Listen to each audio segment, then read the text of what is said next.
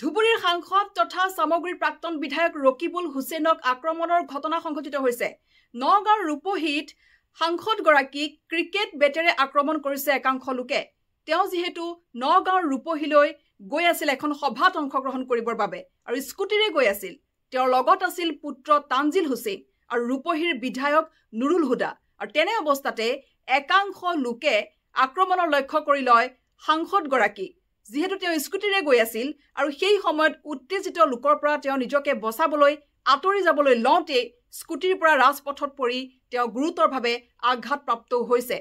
আৰু সন্দেহ কৰা হৈছে যে একাংশ বিজেপি সমৰ্থকে এইদৰে আক্ৰমণৰ লক্ষ্য কৰি লয় সাংসদগৰাকীক, যিহেতু তেওঁৰ লগত তেওঁৰ পুত্ৰ আছিল তানজিল হুছেইন, আনফালে ৰূপহীৰ বিধায়ক নুৰুল হুদাও আছিল। আৰু সেই সময়তে এইধৰণে আক্ৰমণ কৰা হৈছে সাংসদগৰাকীক আৰু এই আক্ৰমণৰ ফলত তেওঁৰ ব্যক্তিগত দেহৰক্ষীও গুৰুতৰভাৱে আঘাতপ্ৰাপ্ত হৈছে।